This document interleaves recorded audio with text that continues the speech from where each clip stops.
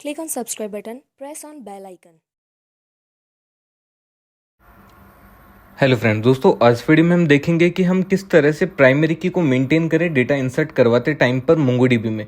तो friends, MongoDB का इससे पहले हमने वीडियो देखा था कि हम किस तरह से डेटा को इंसर्ट करते हैं, हम सिंगल डेटा किस तरह से इंसर्ट करते हैं और बल्क डेटा किस तरह से इंसर्ट करते हैं। अब हम देखेंगे कि हम डेटा तो इंसर्ट कर दे बट हम उसकी प्राइमरी की को किस तरह से हैंडल करें। फ्रेंड्स, मोंगो ऑलरेडी एक बीसन आईडी बना के रखता है जिसका वेरिएबल का नेम होता है अंडरस्कोर आईडी और इसका डेटा टाइप होता है ऑब्जेक्ट आईडी करके। तो बाय डिफॉल्ट यह एक की का काम करती है मोंगोडीबी के अंदर। जब भी आप कोई भी डेटा इंसर्ट करते हो तो ऑटोमेटिकली एक गुइड के थ्रू आईडी जनरेट होती है जो मोंगोडीबी खुद से ही जनरेट करता है। बट अगर आपको चाहिए कि आप खुद से किस तरीके से प्राइमरी की हैंडल करें, वो भी इंटीजर वाली, जैसे 1 2 3 4 हम SQL सर्वर MS SQL वगैरह इन सब में करते, तो वो हम किस तरीके से करें, तो उसको हमें यहाँ पे मैनुअली सेट करना होता है। अदरवाइज मोंगोडीबी अपनी खुद की आईडी हमें बना के देता है। तो अब हम फ्रेंड्स किस तरह से हमारे इंटीजर वाली प्राइमरी की को हैंडल करें, तो यह हम इस वीडियो में देखते हैं। तो आप यह वाली कंडीशंस की थोड़ी सी ध्यान से देखिएगा। तो मैं यहाँ पे कंडीशन लिखता हूँ, जब भी हमारे डेटा इंसर्ट होगा उससे पहले हमें एक कंडीशन लिखनी है कि underscore user dot edge curable dot any. इसका मतलब यह है कि इस अंडरस्कोर यूजर वाली टेबल के अंदर अगर कोई भी डेटा मेरे पास पड़ा है तो एनी मेरे को ट्रू या फॉल्स में रिजल्ट दे देगा। अगर मेरी टेबल बिल्कुल ब्लैंक है तो मेरे पास रिटर्न में आएगा फॉल्स। अगर कुछ भी डेटा पड़ा हो, चाहे सिंगल एंट्री ही पड़ी हो, तो मेरे पास इसमें ट्रू आ जाएगा। अगर वहां पे कोई भी डेटा पड़ा है तो उस कंडीशन में मेरे को क्या करना है, जो भी डेटा पड़ा है उसकी प्राइमरी उसकी आईडी मेरे को निकालनी है और उसके अंदर +1 मेरे को ऐड करना है। तो मैं यहाँ पे अब एक कंडीशन लिख देता हूँ। सबसे पहले मैं टेबल को चेक करवाता हूँ डेटा है कि नहीं है। अगर ट्रू मिला मेरे को, यानी कि कुछ भी डेटा है, तो मैं यहाँ पे underscore user dot asqueryable dot order by descending, तो मैं सबसे पहले वहां से डेटा सिलेक्ट करूंगा और यूजर आईडी के बेस पे उसको ऑर्डर बाय डिसेंडिंग करूंगा। यानी कि अगर मेरी सबसे जो बड़ी यूजर आईडी वो 20 है, यानी कि 20 है, तो मेरे पास यहाँ पे रिटर्न में 20 आ जाएगा और मैं उस 20 में +1 ऐड करवा के 21 कर दूंगा।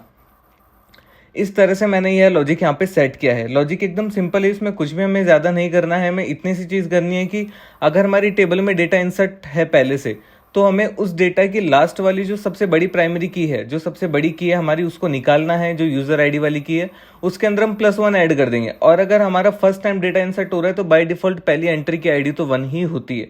तो यह हमें यहाँ पे टर्नरी में मैंने लॉजिक सेट कर दिया है। तो यहाँ पे मैंने लगा दिया first dot default dot user ID. अगर मेरे पास यूजर आईडी 20 है और मैं एक और रिकॉर्ड उसमें ऐड करता हूँ तो यह मेरा हो जाएगा 21।